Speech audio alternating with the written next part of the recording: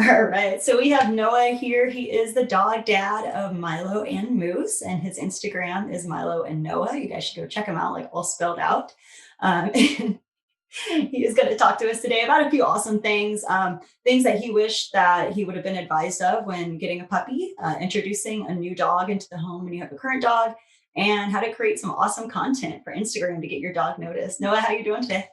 I'm doing great. I'm really excited. I just speaking of tips, I had the idea. I'm like, oh, the dogs can be next to me when we're doing this. And now they're going crazy. So that's the life of the dog parent, right? You're like, it'll work perfectly. Expectations versus reality, right? That like whole meme of like It's what the just happened with your. they lost their front row privileges, but I'm They're doing like, okay, we'll do it over here. move it a little bit. All right. Well, thanks so I'm much for doing joining us. I'm really excited to talk to you about stuff and, just learn a little bit more about you and kind of let other people know, hopefully kind of inform them of some things. And so like, let's start off with just like, tell me about Milo and like how you got him and just what things that you wish you would have done differently. Yeah, first of all, I'm super excited for this. I'm a very external processor. So like whenever I talk, like I feel like I learn things too. So I just love the ability to just be able to have a conversation. So love that first of all. Milo is he turns 2 in July. And Moose is 6 months old. Milo is a mini golden doodle. And Moose actually just got his DNA testing back this morning and found out Ooh, what he is. Yeah, so exciting, exciting. I was looking through it, showing like his grandparents. He's got some husky in him, I um, can see that. some staffy, and chow chow as well. So yeah, I was kind of surprised, and the chow chow was the highest percentage. It was a 27% match. So yeah, super excited about that. It was pretty cool to see. But yeah, those are my two boys.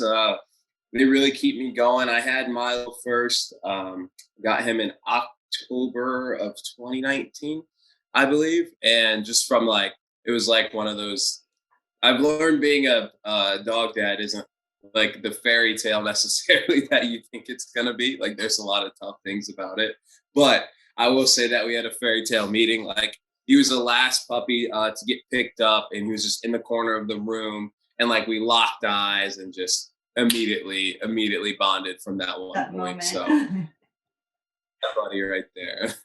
Awesome. That's awesome. And in terms of like how you got Milo, like how you found out about him, kind of like any things that you learned from it since you've learned since then. Yeah, absolutely. So I learned a lot through the process of looking up Milo, and I considered myself like I don't know responsible animal lover. And now looking back, I'm like, man, there was so much I didn't know, and I thought I knew so much. So I think the awesome thing with that is that you leave, room for growth. And I think like growth can be scary, like to admit, like you look back and you're like, oh, I did that wrong, but I think it's scarier if you can look back on a time period and be like, I did nothing wrong because you're Yeah. probably missing a lot.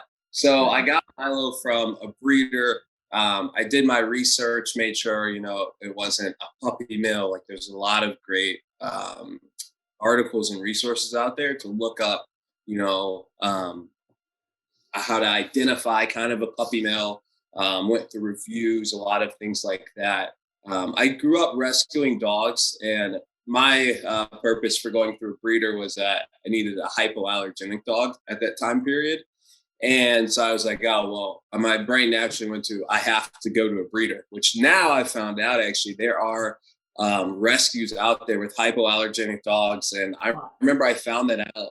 Um, about last year, someone started sending me one. I'm like, oh, that's incredible. Like they have this doodle rescue. And I like posted like, hey, send me more. And more people sent and more people sent. So that was an awesome thing to see. And I wish it was something I knew, not that I ever want to trade Milo, but now in the future, I know if I ever in a situation where I need a hypoallergenic dog, um, like that's an option. So that's something really Yeah. exciting that I That's recently awesome. found out. Yeah. Yeah. And I will say like a lot of rescues are getting really great about kind of like marketing that, like letting people know, like, hey, we have hypoallergenic dogs, we have this, because I'm kind of the same thing. Like I had, growing up and things like that, like the rescue world is evolving. So it's really cool to kind of see how you kind of were able to say like, hey, I went from knowing this to learning this. That's really absolutely. great. So what are like three things that you remember from doing your research about how to select a breeder that was certainly not a puppy mill or unethical one that you would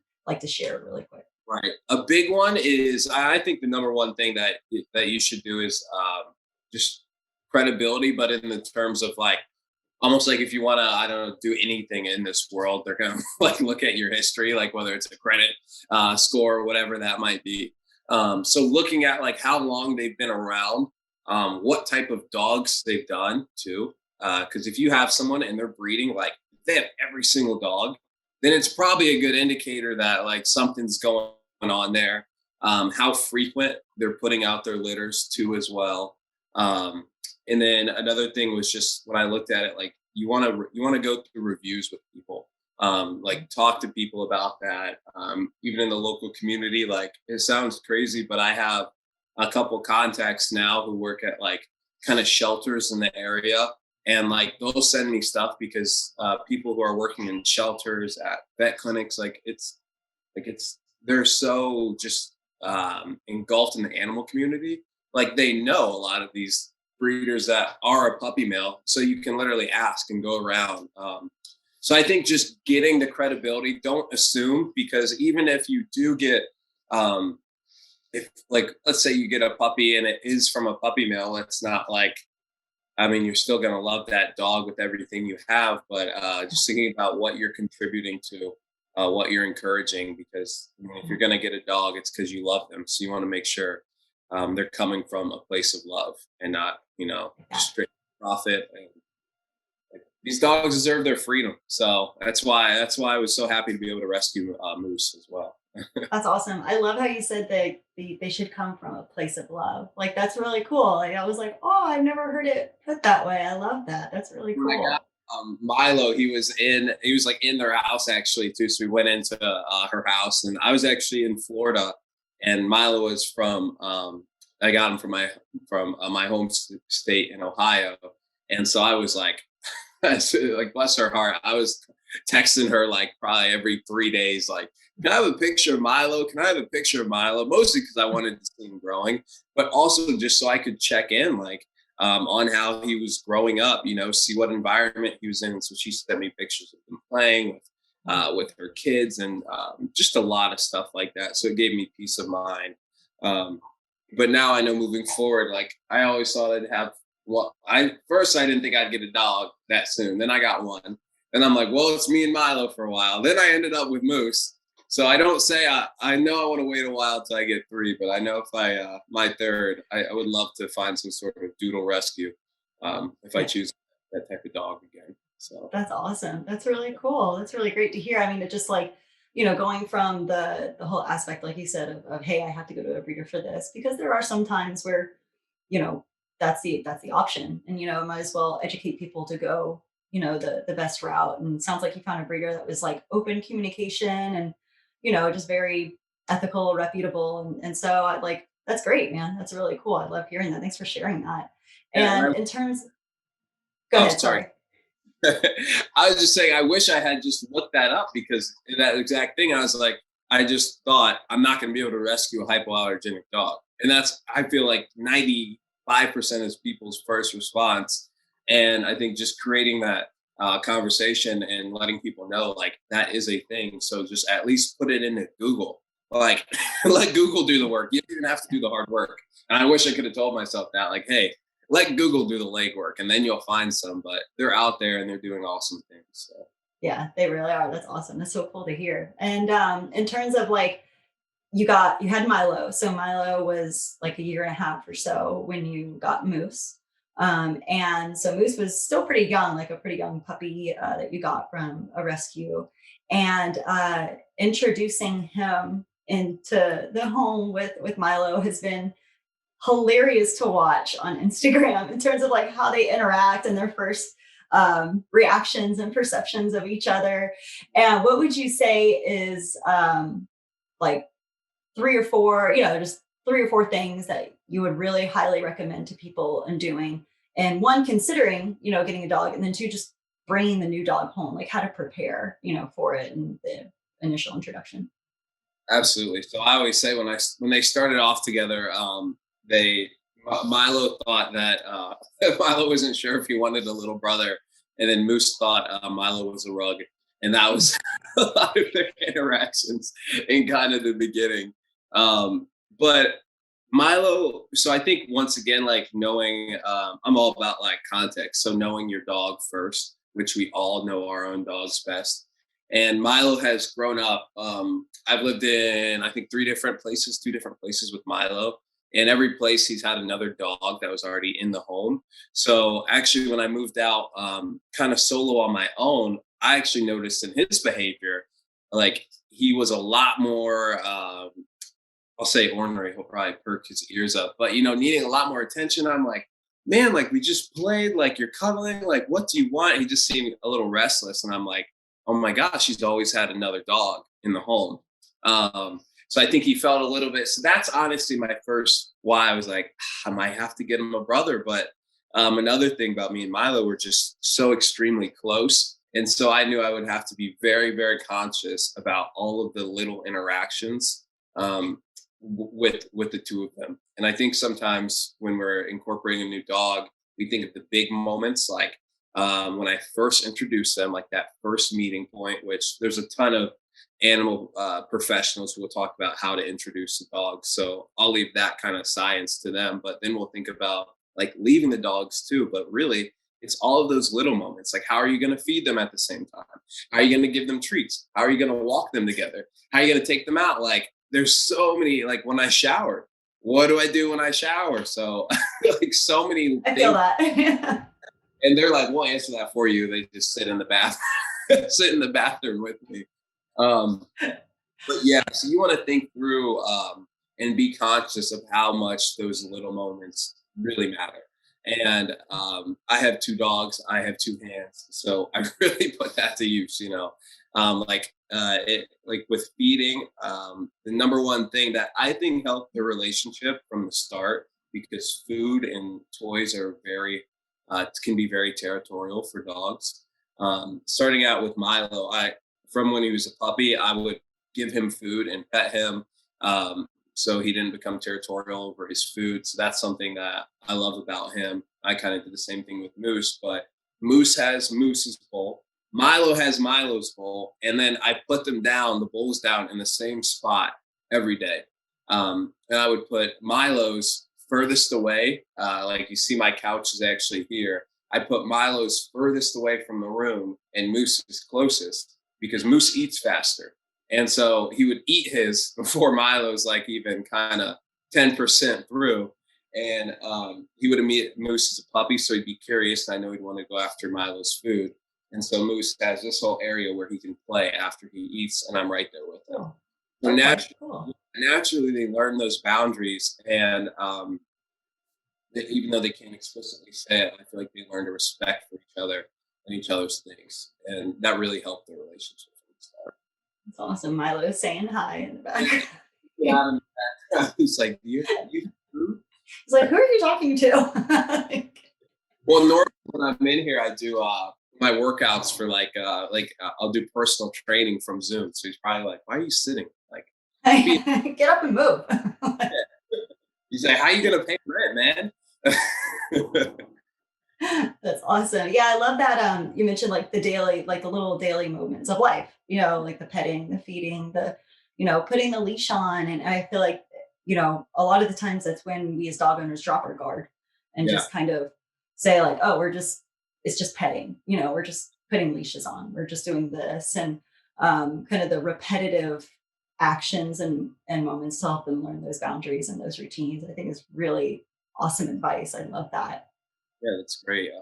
Yeah, and I think knowing your dog's love language too, like uh, I give them both love, but I love them differently. So something that Milo loves, like I can do, like Milo, if you're petting Milo, he's like, don't give me 10%. Like you gotta pet me. Like if you move your hand away, he'll paw at it. And Moose really, like, it's so crazy, but he loves like eye contact. And he lost his left eye from a cataract when he was extremely young. So when I got him, he had one eye. But it's so funny because he loves eye contact. Like he tries to looking into your soul. And if you Oh, talk to him, he just loves it. Like his whole body just wags. So I learned, I'm like, well, I can easily pet Milo and still talk to Moose at the same time. So little things like that that help just a ton too. that's really cool. I love that. Yeah, we always talk about like our love language and as humans and relationships and thinking of the dogs. That's really cool. I like that. I never thought of that before. What do you think? Yeah. That'd be awesome. Yeah, that's really cool. I love that. That's really neat. It's cool. And I love how you mentioned that Moose, even though he's lost his one eye, he still has the one good one. And yeah, a lot of like I know with Breakfast, my dog, Mr. Breakfast, he's deaf, but I still like to talk to him, and he actually still responds to seeing, my mouth move and my facial expressions. And so I think it's really special that you still recognize that eye contact, even though he's like down one. Know, he loves it. He feeds off of it. Like just looking at him and smiling, like I'll give it right Oh, back. that's awesome. That's so cool. That's really neat. And I love watching your Instagram and how you put the videos and just, the voicing behind it and the pictures, everything. Like it's just a really awesome account to engage with and follow. And as you know, there are probably like dog Instagram accounts and getting like your dog to be noticed and your dog to be famous and things like that is a very desired thing nowadays. And it can be almost turned into a business, like a full-time job of if you really kind of like work hard at it. And tell us more about give us a little bit more insight into your future with the content creation for the dogs accounts and just content creation in general. Any advice that you have for someone?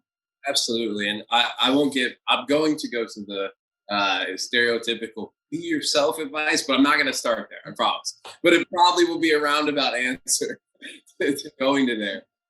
But like I always say, like, there's a ton of cute dogs out there, but not every cute dog has a lot of followers. And that's not because that cute dog or that dog doesn't possess that. It's you just have to bring that personality out. If someone posts a picture of a dog and it's extremely cute, I'm going to look at it and like it. But what's going to make me follow that account? Because that picture, it's an extremely cute dog, but I don't really know its personality. So when you follow something, you're following it with a purpose. That's why you follow something. To just like something, you just I like this. So if you're trying to really build uh, your brand, let it be exactly that. Let it be you. I 100% recommend incorporating yourself into your dog's account because that's how we see your dog's personality. That's how we see the relationship. Animals are beautiful already alone, and it's just even more beautiful when you see them interact with their owners. They're in their natural element. So just being yourself and showing your relationship. Every dog has something weird, quirky, or whatever it might be. And a lot of times we take that for granted because, that's just our dog. That's just what we know. But it's really unique. So if you can show that to your followers by instead of just posting a picture, but like um, showing your relationship however you can, it's a huge thing. I like So, that. Yeah, bring value to the account, like exactly. give them Yeah. something, to look forward to, yeah, a reason to follow. I like that. That's really cool. I love it. I think remembering that you and your dog already have that value. You don't need to create it. You just literally have to show it. And that's Yeah. like the super exciting thing. And I always said, like, when we first kind of started, I explained like how it happened with Milo. It's like you leave your front door unlocked, like expecting a couple people to come over, and like you run into the other room and you come back, and then there's the entire city is in your living room, and you're just like, whoa, like I wasn't ready for this. I wasn't prepared for this. Yeah, it's a little like, whoa. Um, and so like with that, just thinking like if your goal is to get a big platform and then you get a big platform, whether it's being someone you're not even in a bad way, but just like really pretending, however that might be, or even doing something like extremely extravagant, you're always going to be thinking, how can I top it? What's my next big move? But if you just show your life, if you just show your beautiful relationship with your dogs, you never have to, I'll say, humanize it to where we try to make everything like capitalism better, better, better. Because our dogs don't think like that. They're not like, hey, how can this Friday get better? Like, I'm home Friday with my dogs, and they're like, hey, this is the best right here. Yeah, like that's all it takes. So I think just remembering like you and your dog already have the value. You already have what it takes. Just show your relationship, just show your life, be genuine, and don't just show the good, show the bad. Like it was earlier this week. Milo was extremely ornery with Moose, and it was like so stressful. I was at work a ton last week, and I was seeing their changes, and I made a post about it, just talking about how I actually had to separate them for like the night. And after a couple hours, Milo woke up, went right over to Moose, put his head on him, and they slept together. And it was just so beautiful. And they're like, warm my heart like as a dog, Dad. And as he's speaking over, yeah, Mom, Yeah. you're grumpy, man. But showing all the parts of being a dog owner, I think, is really important.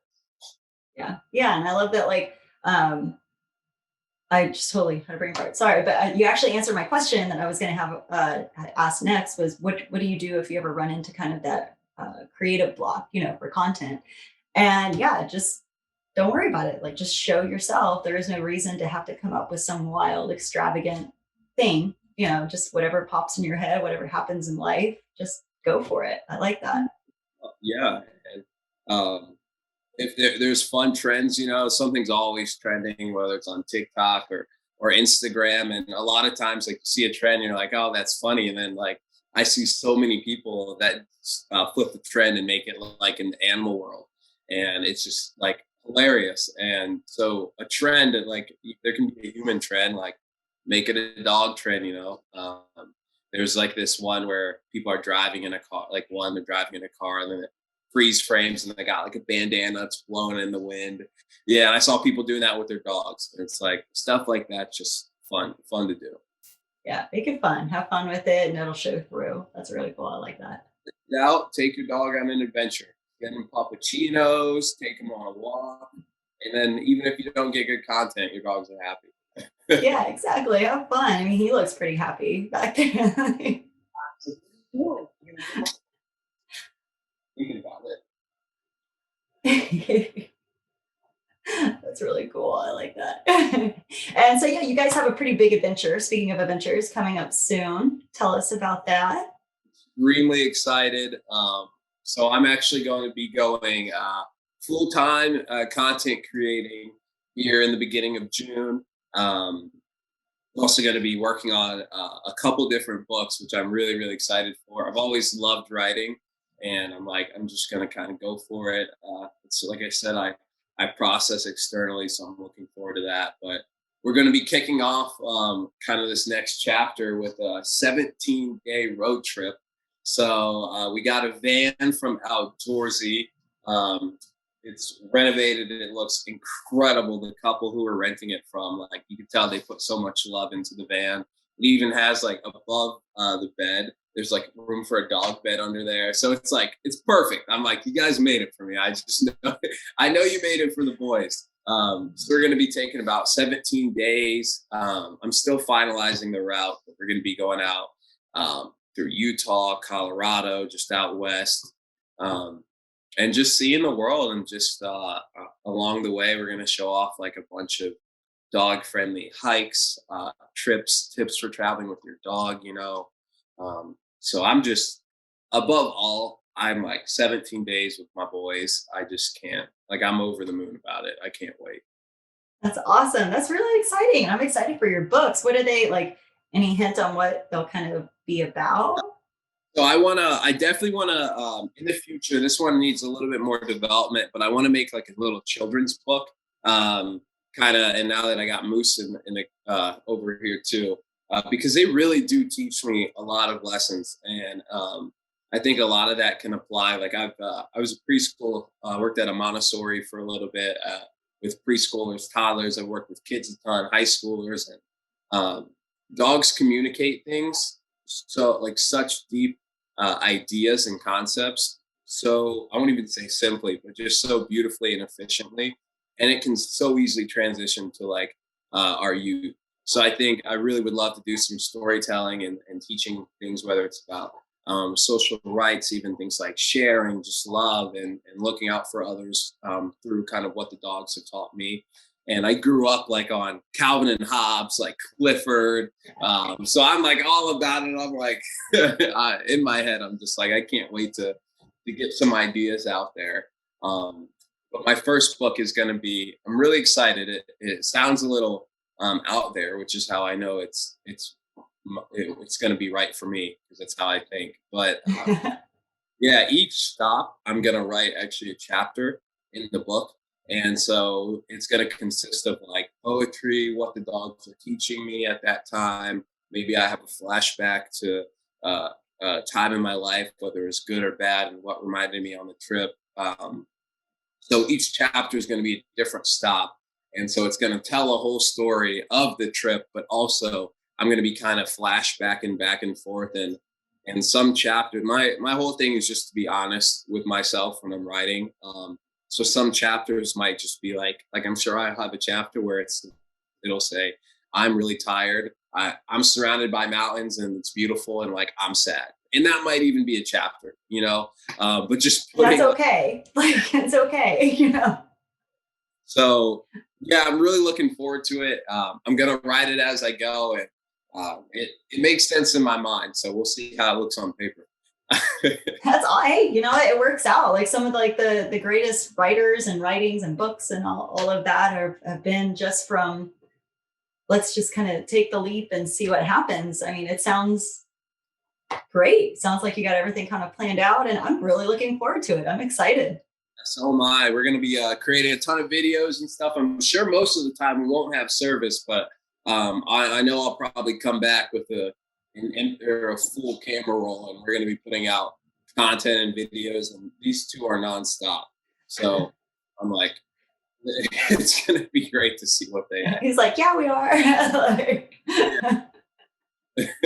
that's awesome, man. Well, that sounds great. And we're definitely going to check back in with you, you know, on the trip, even. We have like a little plan for an episode then for another chat. So I'm excited for that. Some pictures. And Moose is loving it. yeah, that's awesome. Yeah, I'm excited for you, man. And thank you again so much for just taking the time out to chat with us and the great advice that you gave. You know, just like for a little recap, we talked about like things to think about if you do want to purchase a puppy. Just research, you know, let Google do the footwork for you. See if there is a rescue. Like, kind of really think that, like, realize that there are rescues out there and there are a lot of different dogs out there. You know, I saw recently someone had this beautiful, like perfect looking golden retriever and it was rescued from the meat trade. So it was like surprising to a lot of people that they could get a dog, you know, like that, you know, in a rescue. So just kind of, you know, look out and see if you could actually be able to adopt and puppies are available. And then introducing, think about like the little things every day, the little interactions and kind of balance that out and make sure it's all know your dog's love language. That's what I that's what I was trying to think of again. A love language quiz for dogs. That's my Yeah. next thing on that. You're giving me ideas. I love it. Take it and run with it. And content creation for your dog. If you want to have an IG dog, then just be yourself and show the extreme, awesome, cool, special relationship that you have together. And I think that's really great. Yeah. Cool. All right, man. Well, thank you so much. And again, we'll this is not the last episode with Noah, Milo, and Moose. Yeah, we'll be in touch. I love what you're doing. Thanks for having me on here. And Milo is just whining, so I think that's his way of saying thank you and bye too. Thanks, Milo. And Moose is he's ready to go. He's like, can we go outside? All right. He's looking at me. All right. And then